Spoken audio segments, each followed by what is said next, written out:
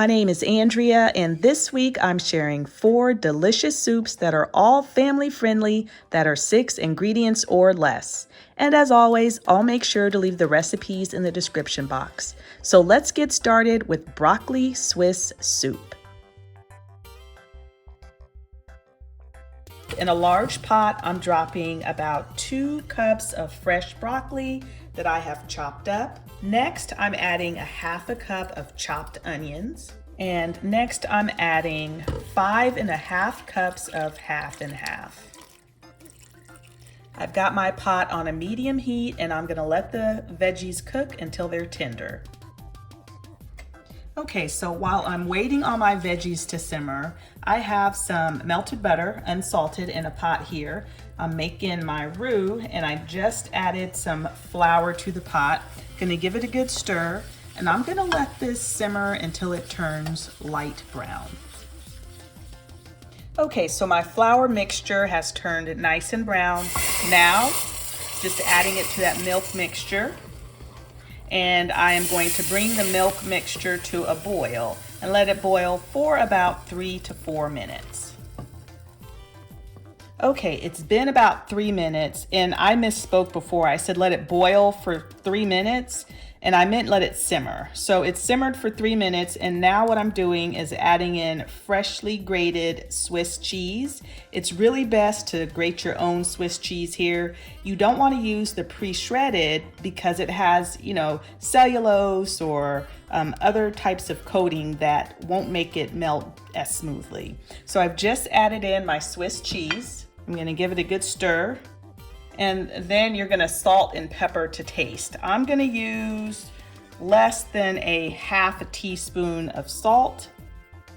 And I'll go and taste it and adjust as needed. And I do want a little pepper in it.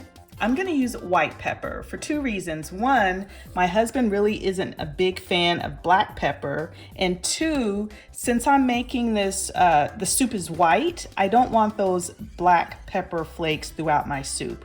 So a white pepper will avoid that. And I'm just gonna give it a good stir. It is so rich and creamy.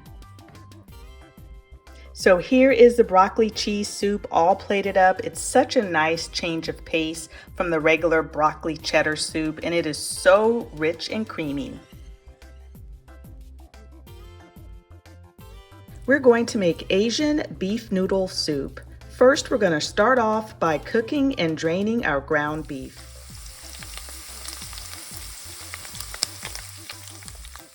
Okay, so now that our ground beef is done, let's work on the rest of the soup.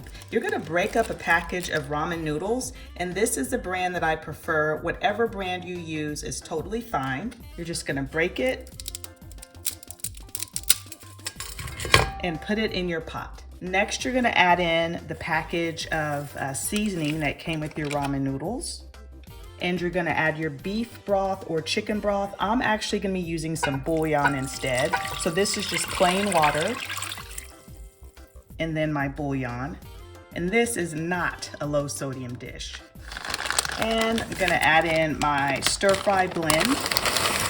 Now I got this from Target because we're not a huge fan of peas. And this is the only one that I could find that didn't have peas in it. So this one has broccoli florets, carrots, green beans, red peppers, mushrooms, and onions. And finally, I'm adding some low sodium soy sauce. So I am just going to let this come to a boil and then reduce the heat and let it simmer. Okay, so my soup has come to a boil and I've reduced the heat. And so what I'm doing now is pouring in that drained ground beef. And I'm adding in about a tablespoon of sesame oil. And here's our delicious Asian beef noodle soup. I chose to top mine with a little bit of chopped green onions.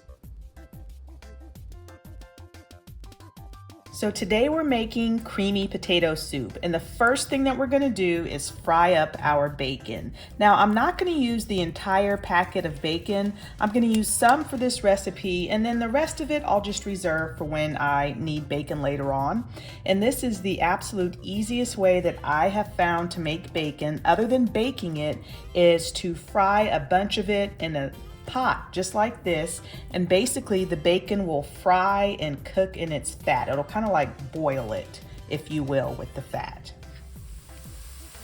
So my bacon is finished cooking. That only took about 11 minutes or so. So now I am going to remove it from the pot and let it drain on a paper towel. Now I'm going to add my onions to the bacon fat and let it cook till it's translucent. Okay, now I'm going to add in my potatoes. And I'm going to add enough water just to cover the potatoes.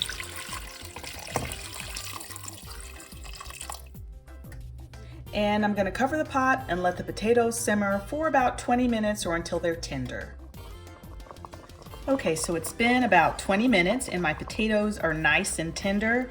And so now I'm adding in my 2 cans of cream of chicken soup. And now I'm adding in 2 soup cans of milk. And I'm just gonna let this heat through, and then salt and pepper to taste. Okay, so here is the potato soup. It was so quick and easy to make, and I garnished it with a bit of cheddar cheese and that bacon that I fried up earlier. Now you could, if you'd prefer, just stir the bacon into the entire pot of potato soup, but I just prefer mine as a garnish.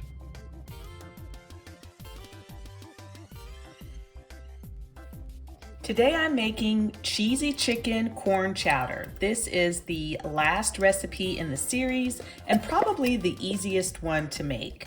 So what I've done so far is just pour a can of creamed corn in the pot. Next I'm adding some onions, and I'm using frozen onions. If you've got fresh, that's fine, either will do. Now I'm adding my cooked chicken and my half and half. And I'm just going to bring this to a boil. Okay, so my soup came to a boil. I reduced the heat and let it simmer for a few minutes. And now I'm just adding in that cheddar cheese. Now I did grate my own cheddar cheese from a block. If you get the pre-shredded cheddar cheese, it's not going to melt as well. So it is worth it to take, the extra time and grate that cheese yourself. And so now I am just gently stirring it into that soup. So at this point, you're gonna wanna taste your soup and add any additional seasonings that you'd like. I'm just adding a little bit of salt and pepper. Okay, so here is my bowl of soup. I hope you all enjoyed this video. If you did, please make sure to give us a thumbs up. And if you haven't subscribed to our channel, we'd love to have you. Thanks so much for watching, and we'll see you all next time.